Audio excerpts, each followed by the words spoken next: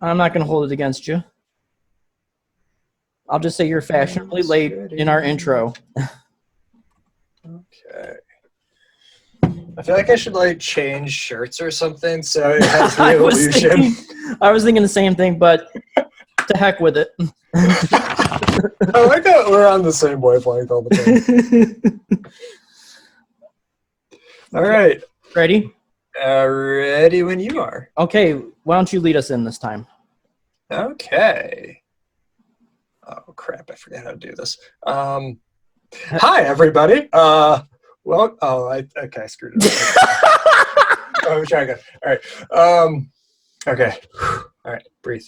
Hi, everyone. Welcome to the Super Dharma Bros podcast. God damn it. You make such a strange face when you say that. Okay, so I'm really good at speaking naturally. As soon as something is scripted or think about things, I cannot talk. Okay, all right. Kevin, my introduction is going to be Kevin. Bring us in. Introduce us. Okay. Get together. Get ourselves together here. All right. Be mindful, Kevin. Be mindful. Losing my zen here. Hi, everyone. Welcome to the Super Dharma Bros YouTube video and podcast channel. I'm Chris Accardo. And I am Kevin Walker. How dare you leave your Dharma bro out of that? I was gonna get to that. Clearly, as you can tell, we are new to both Kevin actually does a lot of YouTube. I'm new to the YouTube and podcasting thing. So this is a bit of an experiment.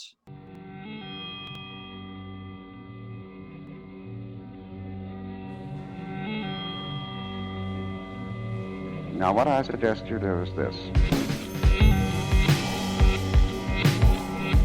Have yourself seated with your backs as straight as possible, but not stiff. We were talking about it, and then Kevin said to me, I've never actually really listened to a podcast. And I was like, oh, okay, hold on. We're going to do a podcast channel. I've never done a podcast, and you've never listened to one. So, blind leading the blind on this. Indeed, there's nothing I like more than blindly trying to feel my way around something.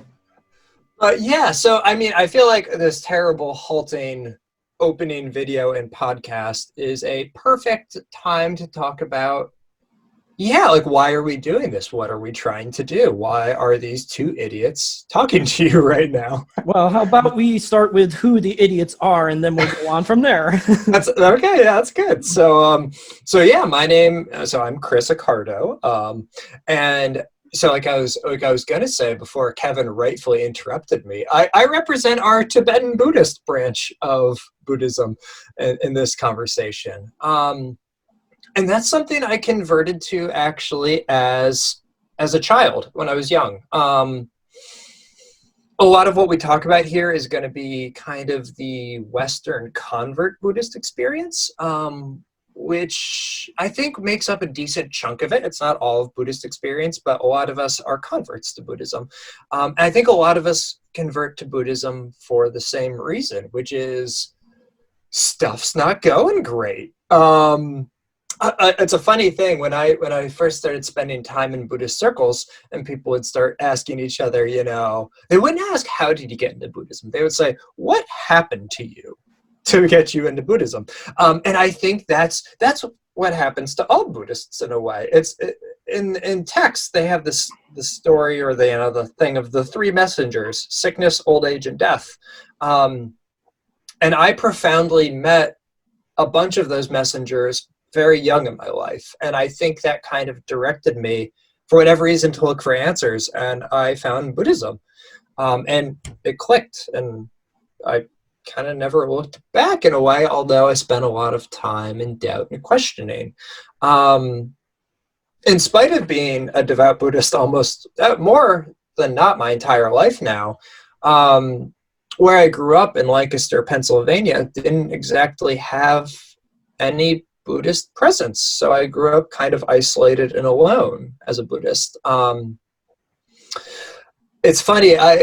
When I walk into a Barnes and Nobles, I often feel this like sense of like church, if you will. And I realized I think it's because so much of my young Buddhist experience was going into bookstores and finding books on Buddhism. Everything in my faith was text-based and kind of isolated. But I wanted more. So when I turned 18, I moved to Ithaca to go to college, because that was the only college that let me in. And in Ithaca, we have Namgyal Monastery. And I had seen that name, Namgyal Monastery, Ithaca, New York, in so many different things. And it was kind of like these breadcrumbs that are like, go there. So I think in this way, to this point in the story of me and my Buddhist practice that we just talked about, it's pretty normal, isolated, alone, reading texts, trying to piece it together. So I think in that way, I'm very much the classical, typical American Buddhist. Kevin, tell us about yourself. All right, so I am Kevin Walker, and my family was not religious. So when I was in my teens, because that's when we all go through a crisis, I decided to explore various world religions, and Buddhism sort of stuck too. It was more complicated than I thought because all the various traditions that you could choose from. So I primarily was a Zen Theravada guy, which there's a compare and contrast for you. And so I chose Theravada because there were more texts to sort of guide me along the way. And I'm a book smart person, so if it requires reading, I sort of want to get into that because that's how I learn best. That's, like I said, that started in my teens, and I became more serious in my 20s studying. I didn't necessarily practice yet. Formally, I put my practice at 2009, and then sort of like the next big step was I transferred to Ithaca College, where Chris was, in 2012. And one of the reasons why I chose to go there was because there was an Ithaca College Buddhist community. And I'm like, that's cool, living in a small town, everyone was Christian or non-religious. So it was like, wow, this is great. I can actually be in a community of like-minded people. And I didn't know you knew that when you came here. Sorry, I didn't know you knew that. Yeah, I looked at the groups that were available there. So yeah. That's awesome. And, since I graduated in 2015, I haven't had a formal community that I've gone to. I've gone to meditation periods and all that and talked Buddhism with people. Or I specialize in talking about Buddhism to my Lyft drivers because I don't drive myself. I either ride my bicycle or I take a Lyft or I take the bus or whatever the occasion needs. And so, and they're always nice about and say that it's interesting. But since this whole coronavirus mess, I've been way more serious about my practice and my studying. So if there's any positive that can come out of this coronavirus situation is, for me personally, my practice has started to go in what I think is a good direction. So I don't know. Before that, it was just like, I would, take a step and then take a step back and then take a step forward again and take a step back.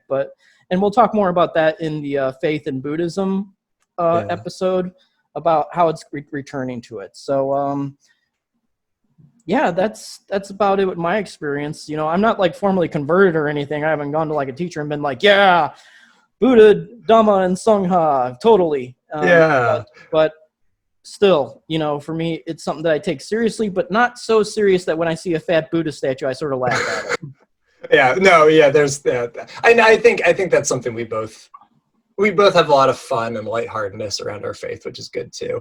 One thing I did want to talk about, and this isn't in our notes, I'm going vaguely off script. Okay. Yeah. I wanted to talk a little bit about the Ithaca College Buddhist community, just ever so slightly, because that's how Kevin and I met. And honestly, that was the most reluctantly formed Buddhist community I think that ever existed. So when I showed up to Ithaca, I had just assumed there would be a Buddhist presence on the campus because, of course, it's one of the few Tibetan, authentic traditional Tibetan monasteries there in Ithaca. Of course, there will be some on campus. I didn't research that at all. There was none. And honestly, I just got tired of getting kicked out of the chapel. Every time I go to pray or meditate, there'd always be a service and I'd have to scamper out. And after a while, I was like, screw it. Maybe we'll just start a community. And my ultimate goal was to be almost in no way involved, but that didn't happen. That group has a soft spot in our heart. I have no idea if it's around still. I don't think it is, actually. But it led to this, so I'm happy for that. Right, and that's the first time where I felt like I was in a place where I sort of belonged, because the first time I went, I forget what y'all were talking about, but I was rattling off all the list stuff, right? Yeah. And y'all were like sort of like looking at me like, who is this guy? Where did he Oh come from? my How does he know gosh. that? I remember that. I remember being like, the lists. I don't know the lists. So for our viewers and our listeners, we're going to have a lot of those lists. But we're going to simplify it so that it's not as difficult to remember. Kevin is going to have a lot of those lists. Chris is going to broadly and vaguely sum it up with no follow-up. We are going to, when we do mention things like this, we are going to try and include citations maybe in the descriptions and things like that. Yes. So you can look these up yourselves. And Kevin is inspiring me to try and do that more myself and have my citations at hand. So thank you, Kevin. You're welcome. So moving on though, so that's where Kevin and I meet. And we both felt very at home with the Ithaca College Buddhist community. But I think both of us have had kind of different experiences leaving that group. And this is where kind of the conversation turns to, I feel like we both almost have normal beginning starts as Buddhists, but then things kind of feel more unique for us. And so for me, when I left Ithaca College, I was able to spend more time integrating with my own local community of Buddhists. I realized I didn't feel quite at home all the time. And it's something I still struggle with. And one of the big things is that I didn't in any way relate to or connect to a lot of the cultural parts of Buddhism. I just kind of felt this deep disconnect, So like a question that I often got from people, like when I'd be sitting around with other Buddhists, was like, oh, like, where did you go to learn about Buddhism? Or like, where did you first like feel inspired by Buddhism? Like, did you go to Nepal? Did you go to Tibet? Did you go to Thailand? And I was, and this is a joke, but also dead serious. I was like, I went to the cornfield behind my house. That's where Buddhism was for me. Like, Buddhism feels as much a part of my literal and metaphorical landscape as anything else. It's completely one with my identity, quote unquote, as an American and as a practitioner. They are one and the same for me. And the other thing that kind of happened that made me feel even more disconnected from Buddhism, and not to say Buddhism, the teachings, but like the organization of it, was when at a certain point in my life, I became a tradesperson. So, I worked with my hands, I work with tools, I go to job sites that are loud and filled with rock and roll and swearing and fights. And I felt more disconnected then, because often Ron Gilmore, our advisor at the Ithaca College Buddhist community, was the one who taught me this phrase, the upper middle way. That Buddhism in America is typically white, which I am, middle class, which I am, but also not working class, academic, kind of focused more in the thought sphere. And so, when I go to my monastery, like to this day after work, I'm often mistaken for a maintenance guy, just like there to be working on something. Or when there are maintenance guys who are there who are doing work, they'll come up and start talking to me, and they'll be saying things like, I can believe we're working on this crazy place again with all these dudes wearing skirts and stuff. And I'll be like, I'm actually a Buddhist. Like, I'm here to pray. There's this kind of disconnect that like, you can't be both those things. And I am. And the other thing too is that we're young, and this is true for Kevin and I both. We're millennial Buddhists. And I think the one thing that all millennial Buddhists have in common is that they're not common. There's not a lot of young practitioners out there. All religions as a whole are aging out in a way and not being represented in younger demographics, but especially Buddhism. It surges with the boomer generation and then kind of drops off steeply. So yeah, I mean, basically, like what I'm bringing to the table is this being an American working young Buddhist. Yeah, so I bring sort of a similar viewpoint, with the exception that when we talk about a lot of things in Buddhism, I'm like drawing, from ideas from all sorts of other teachers, and but I was also voted most opinionated in high school. So I have an opinion about everyone else's opinion. And so that's something that I sort of bring, is that I sort of bring my own sort of twist to some of the things that, we debate in Buddhism. I mean, Buddhism debates within itself if it's a religion or not. So, and that's something that I described as the ketchup, because I like putting ketchup on things. It's the ketchup. It enhances the flavor of the experience. And also, something that I've always believed, and this really became something that I focused on with the Ithaca College Buddhist community, was the teachings. Some of the teachings are really difficult to understand, but they're applicable and can be applied in our everyday life if we're able to simplify it so that people can understand it. So that's something that I think, for the most part, is unique to sort of what we're doing, is that we're taking all these really complicated teachings and we're saying, look, you can apply this here, even if you don't fully understand it, because we don't fully understand it. Because a lot of the Dhamma talks are, about people that have studied it their whole lives, or who have, because a lot of the monastics that do talks, they're like 4 years old and they become like child monks. Yeah. And yeah. it's like, wow, I couldn't imagine, myself doing that because of like the culture that we're in.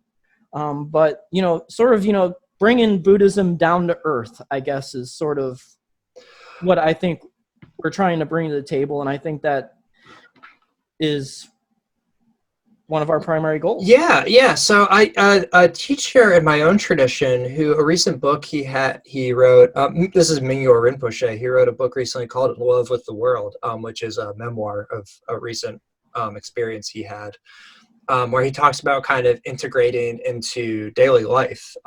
This is in rural India, so very different from where Kevin and I are.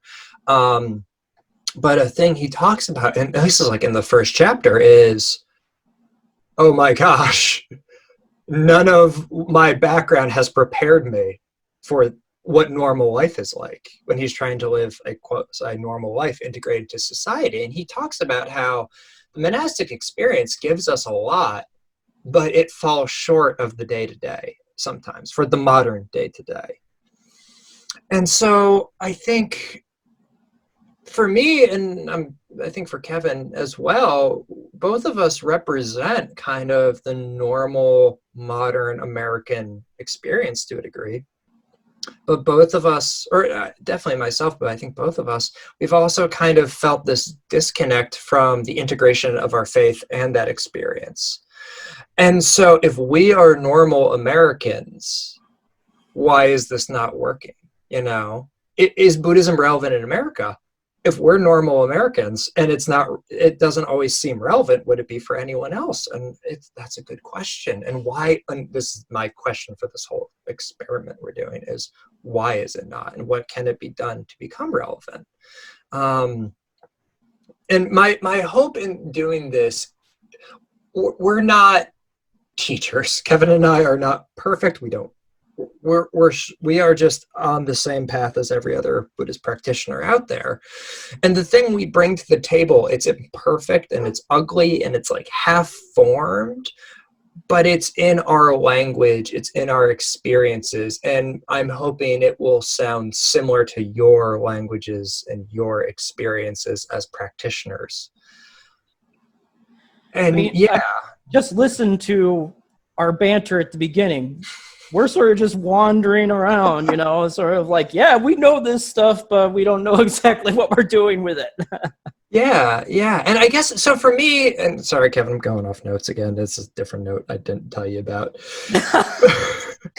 I'm trying not to do this, but I get off on segues a lot. But, my big thing, so my question is, what is Western Buddhism? What should it look like, or what will it look like?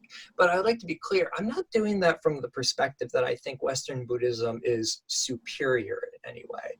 I think there are some Buddhists in the West out there right now who are kind of taking what I've heard called a Protestant approach to it, where they're like, no, we're going to strip away all the bad cultural stuff and we're going to go back to the way it was in the Buddhist time. That's how we're going to do it. It's going to be the original Buddhism. And that's not it. Buddhism survives and changes by integrating, by looking different from place to place. Just the same way that as Buddhists, we believe that this thing we call self is this ever-changing, transmutating creature. Buddhism is the same way. It changes. Its aggregates change. Its form changes. And that's my question is, what's the next form going to look like? And we're a part of that. All of us, like you, Kevin, you, the listener, me, each one of us is a part of that. And I think in a way, though, in the West, it's almost like we are in the Buddhist time, and that when the Buddha was saying these things to these people, it was new. He was saying this to everyone. And I think in the same way, it's as if we in the West are hearing this for the first time now. So I've heard these stories, these songs of the early monks and nuns, which are these beautiful poems about them struggling to practice. And what this is, this podcast, this YouTube series, essays, whatever we do with this is our poem. This is our version of that, but we can't sing, so we just have to write and talk and do all that, But I hope that there is resonance in us sharing this, but I hope everyone understands that it's not coming from a place that we think we have the answer. We're coming from the place of asking the question. Right. Okay. So let's just go into the next point that is on topic, is because obviously, one of the adjectives you can use for Chris is he's tangential. I don't even know if that's a word. If it isn't, I made it up. So give me credit for that. So let's go into exactly why are we doing this. You sort of spoke on it a little bit, and I'll speak a little bit to some of my points.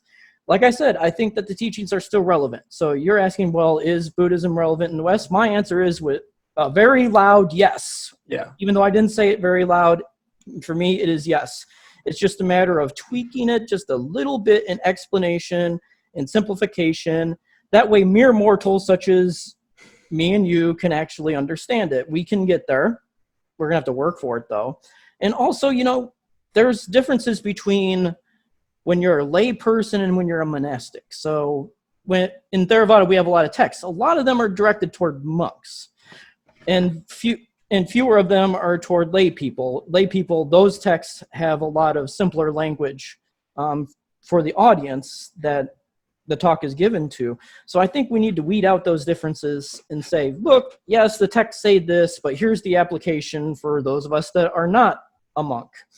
And also, and you've mentioned this previously in one of our tips is be careful where you're getting your information from. We weed through the information, and then we give it to our listeners and our viewers from sources that are very reliable and have been proven over the course of time. So, and we can also share those resources as well. That way you can delve into it yourself. But number one, numero uno for me is I just want to share the teachings to all those that are interested in the teachings. To do that, that is the legacy I think that a Buddhist practitioner sort of dreams of. It's a whole talk for another day. But yeah, and you're right. I think that's all we could ever hope for, is that people who are interested will keep being interested and keep talking. And Buddhism, because it's not monolithic, we're going to have a lot of different sources. We're going to have a lot of different voices that Kevin and I are channeling or that we're talking about. And sometimes they're going to disagree, and sometimes you're going to disagree with them, and that's good. And what I hope for this is that when you hear things that don't sound right, when you hear things that you're unsure of, when you hear things that just sound that you didn't know were a thing, I hope people talk. I hope they comment. I don't know. We got to figure out how to get people to talk to us on this thing, but I hope people share. And I hope your experience becomes a thing we're talking about as well, you know? Yeah, and so in addition to what we're doing right now, which is having conversations, we're also going to tackle topics where one of us will lead, the other will sort of support. So like if you're doing a talk on non-self, you're the one that's going to do primarily most of the talking and the research into it. And I'm just sort of there to support with, okay, that's a great viewpoint. Here are some other viewpoints, and then contribute that way. Yeah. And then we're also going to have some shorter talks, I guess if you want to talk about, explain it like that are called Express Buddhism.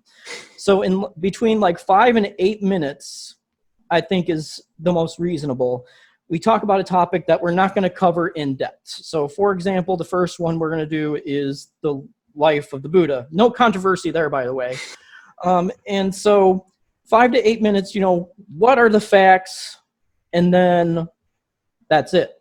Yeah. Then if you have questions, you communicate with us. So speaking of communication, so at Super Dharma Bros, that's our Twitter. Super Dharma Bros, that's the Facebook page. YouTube, Super Dharma Bros is the channel name. Email, dharmabros2020@gmail.com. That's how you can communicate with us. I can't believe we got that title. I can't believe it wasn't taken. So happy. It sounds like a video game that Nintendo was going to make, but then they changed part of the name, and it became really successful and made a lot of money. Yeah, that's exactly. Yeah, Nintendo stole our idea before we were born. And you know what? They didn't even use electricians; they used plumbers. I'm an electrician. Yes. I look forward to people joining us in the conversation, and thanks for listening to the Super Dharma Bros.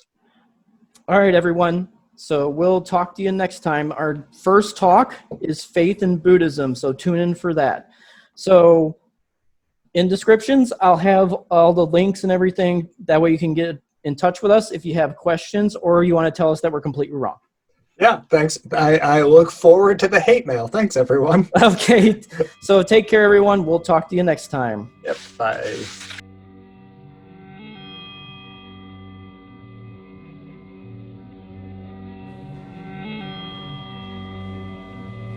Now, what I suggest you do is this.